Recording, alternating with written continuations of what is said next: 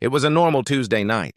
We'd just eaten pasta at our dining table. Riley twisted her wedding band the way she does when she's nervous. Then she said, clear and flat, "I need to spend time with my ex or the marriage is off." No warm-up, no can we talk. Just a line in the sand. I didn't argue. I didn't ask why. I said, okay, do it.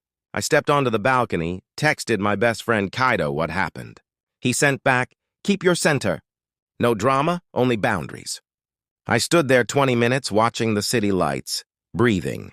When I came back in, Riley looked confused, almost panicked. She expected a fight, not acceptance. "So that's it?" she asked. "You gave me a choice." "I picked," I said, and finished my dinner.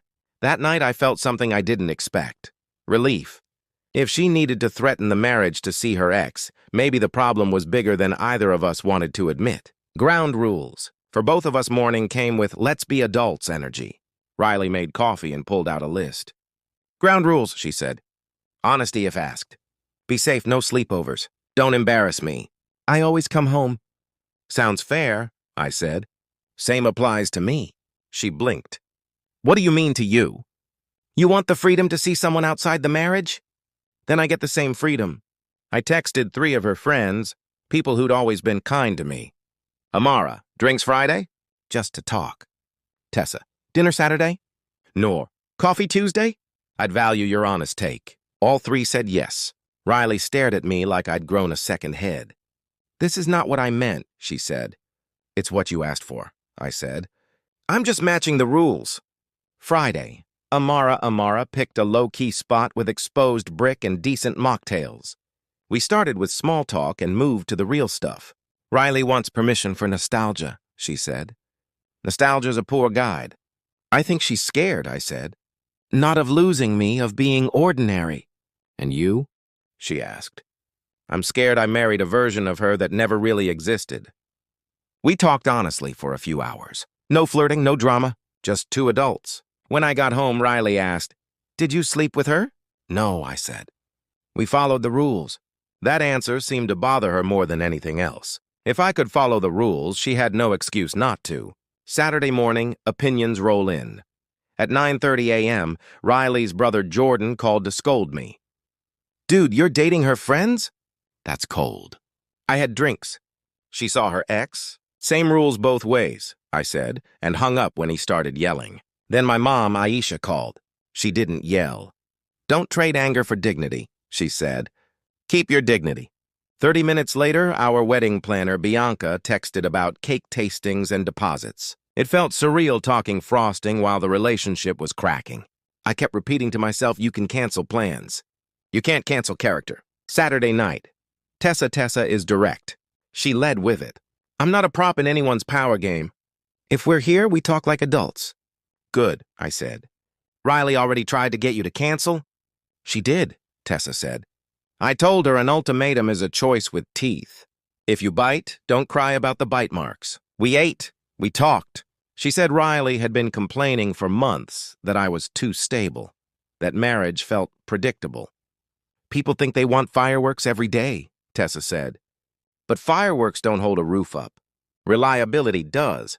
When the check came, we split it." On the subway platform, she added, "This isn't about her ex. It's about proving to herself she can still make dramatic choices at your expense. Keep your boundaries." When I got home, Riley said, "You're ruining my friendships." "Your ultimatum did that," I said. "I'm just refusing to be the only one who bleeds." Sunday, Meredith Riley's mom, Meredith, called. Her tone was the principal's office kind. "Riley's fragile," she said. "Be the bigger person." "Is bigger the same as no boundaries?" I asked. She said, "Spend time with my ex or the marriage is off." Those were her words. "You're being deliberately obtuse," she said. We ended the call politely. I realized a lot of people wanted me to absorb damage so no one else had to admit Riley was being unreasonable. Tuesday, Noor met me at a plant-packed cafe and got straight to the point. "Riley has a pattern," she said. "When life is stable, she chases validation. She confuses excitement for meaning. Nostalgia tastes good and feeds nothing." "What do I do?" "Be who you are," Noor said. "Don't apologize for boundaries. Don't play games. And don't live on a leash someone else lengthens when they're bored." I typed a note to myself on the train back. Respect without reciprocity is self-erasure. The floor talk. That night, I asked Riley to sit with me on the living room rug. No phones. No props, just us. You gave me an ultimatum, I said. I accepted. I matched your rules. Now I'm ending it, my freedom and the wedding plan. Her eyes went wide. What do you mean? I'm calling off the wedding, I said. Vendors, deposits, gifts, everything. I won't pretend our foundation is okay. She cried, then bargained, then accused, then circled back to tears. Can't we just pretend this didn't happen? Pretending is how small lies become big lives, I said. Trust is the house. Your ultimatum was the fire. Our neighbor knocked to check on us. We said we were fine. We weren't. That night I slept in the guest room and felt again relief. Canceling a wedding. The next morning Riley had a spreadsheet open. Vendors, deposits, policies. It was color-coded. Even our collapse was organized. I called Bianca. She ran through grief in 90 seconds. Denial, anger, bargaining, sadness, acceptance, and sent cancellation forms. We spent a week undoing a party for 150 people. Some vendors were kind. Some were not. We returned gifts. My aunt mailed back salad bowls with a note. Perhaps you'll have better luck with the next one. We both rolled our eyes. Oddly, we worked well together on the logistics. Maybe we'd always been good at projects and bad at honesty. Friday, as I left for a run, Riley tried one last time. Can't we go back? She asked. I've stopped arguing with reality, I said. I won't build a life on threats.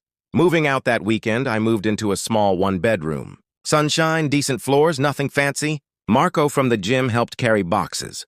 You're breathing deeper, he said. I stopped trying to control what I can't, I told him. Mom came by with jollof rice and love. We ate on my thrift store couch in comfortable silence. You did the right thing, she said. You stopped letting someone else define your life. That night I slept and didn't wake up anxious. Not happy, just quiet, peaceful. Aftermath stories spread as they do. In Riley's version, I was cold and manipulative, a husband who weaponized her friends. But people who'd been there, Amara, Tessa, Noor, my mom, Kado, knew what actually happened. I didn't date anyone. I ran at sunrise, cooked for one, read books, turned my phone off during dinner. Remembered that quiet is not emptiness. Running became a ritual, forward motion, steady breathing. Cooking became calm, simple food, clean kitchen, no debates about quinoa. Noor texted a sunset photo. You okay? I'm not performing okay anymore, I wrote back. I am okay. Work stayed steady. My boss said, you look tired but steady. I took that as a win. Every Sunday, Mom called. We talked gardens, neighbors, nothing dramatic. One day she said, you sound like yourself again. She was right. What I learned, ultimatums aren't communication. They're pressure tactics. Love can't live under them. Boundaries aren't cruelty. They're a way of saying, I will treat you well, and I'll also treat myself well. Reliability isn't boring. It's the frame that holds a life up. Fireworks are pretty. They don't support roofs. You can cancel plans, not character. In a crisis, who you decide to be matters more than what you keep. Sometimes I think about Riley, late at night mostly. I hope she figures out what she actually wants, not what looks exciting in a highlight reel. I hope she's well. Me? I'm okay? I breathe. I run, I cook. I read, I answer Sunday calls. I don't live on a leash someone else can lengthen when they're bored. And when I think about that Tuesday night at our table, the quiet after her sentence and my answer, I'm still glad I said, okay, do it. Because after the fire, I finally chose to build a house I could trust, starting with myself.